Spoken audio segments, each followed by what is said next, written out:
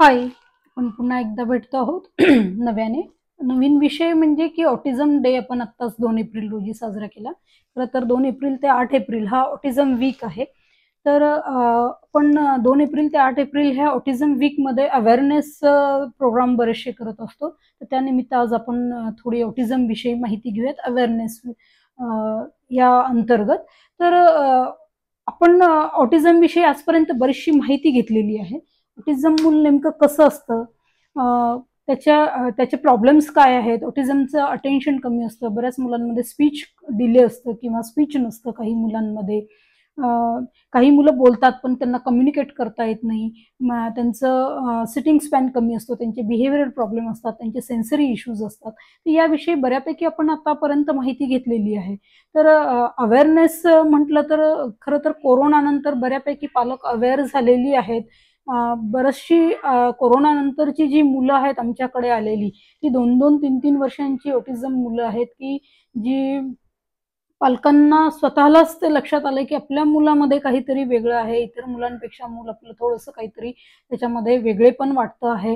आणि त्यामुळे पालक स्वतःहून डॉक्टरांकडे अप्रोच झालेले आहेत आणि मग नंतर थेरपिस्टकडे अप्रोच झालेले आहेत की आता याच्या साठी काय करायला पाहिजे.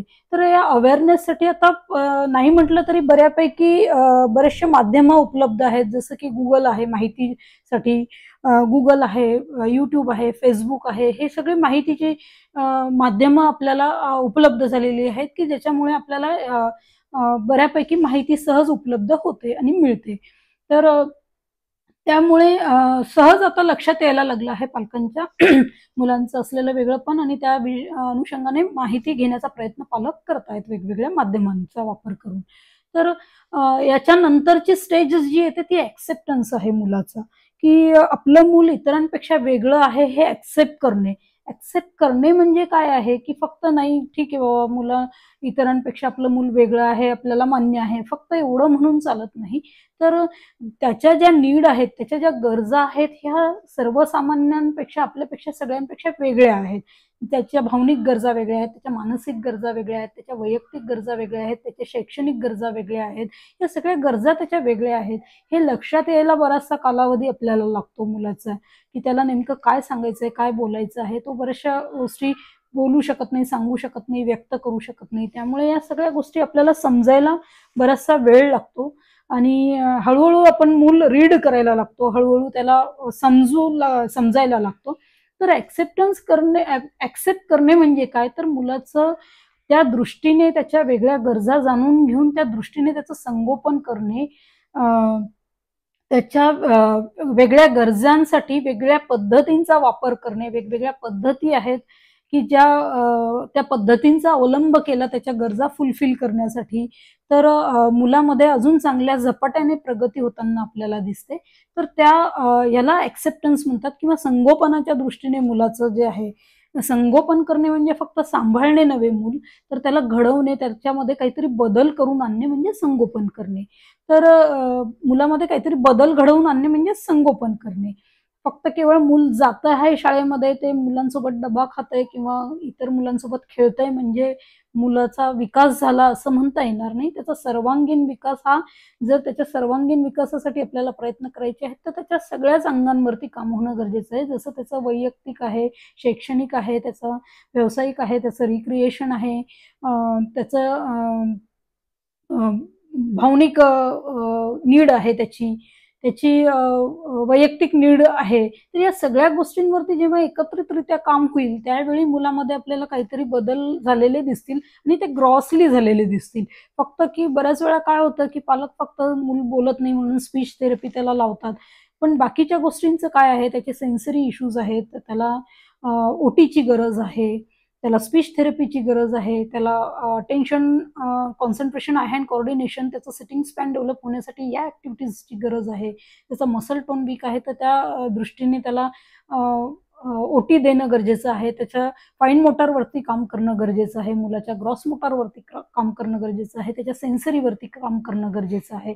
या सगळ्या गोष्टी, या सगळ्या पैलू हे सगळे लक्षात घेऊन जर आपण मुलावरती काम करायला चालू केलं तर निश्चितच मुलामध्ये आपल्या चांगले बदल होतात आणि यालाच आपण ऍक्सेप्टन्स म्हणायला हरकत नाही.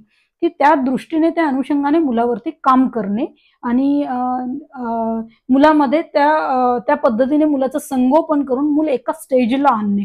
असे अनेक उदाहरणं आम्ही आता कोरोना नंतर बरीचशी बघितलेली आहेत की 2-2, 3-3 वर्षांची मुलं आमच्याकडे आलेली आहेत की जी माइल्ड आहे, बॉर्डरलाईन ऑटिझम आहेत.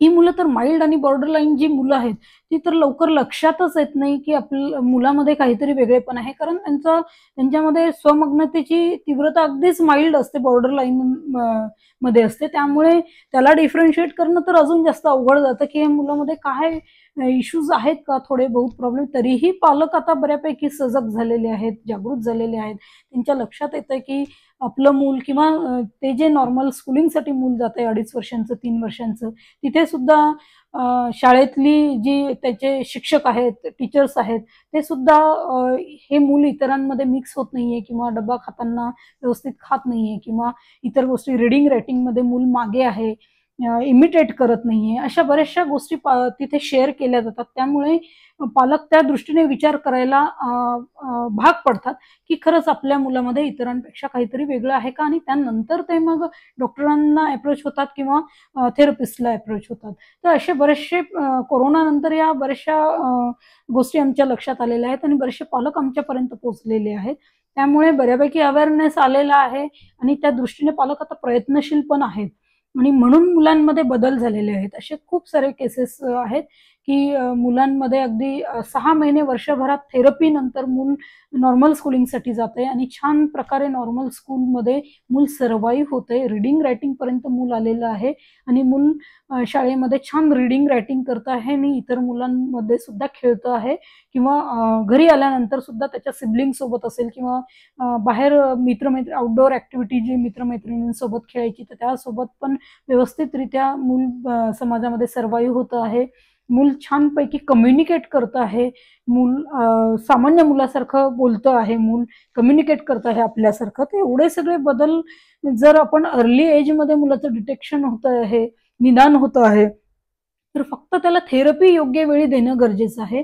तर त्याच्यामध्ये कुठेही विलंब न करता मी पालकांना एवढंच सांगेल, अवेअरनेसच्या आपल्या ऑटिझम अवेअरनेस जो वीक आहे त्या शी संबंधित मी एवढंच सांगेल पालकांना की मुलाचं जर डायग्नोसिस जर आपल्या लवकर झालेलं आहे, आपल्याला कळलं आहे की मुलामध्ये काहीतरी आपल्या वेगळेपण आहे, तर त्या दृष्टीने आपण प्रयत्न करायला हवेत. त्याला योग्य वेळी योग्य थेरपिस्टची गरज आहे. त्या जर थेरपीज आपण दिल्या तर मूल समाजामध्ये व्यवस्थितरित्या आपल्याला मेन स्ट्रीम मध्ये आणण्यास मदत होईल निश्चितच, आणि मुलामध्ये आपल्या छान बदल होऊन आपल्यासारखं मुलाचं सगळं वर्तन होईल आणि त्याला आपल्याला मुख्य प्रवाहामध्ये आणण्यासाठी मदत होईल, सोपं जाईल.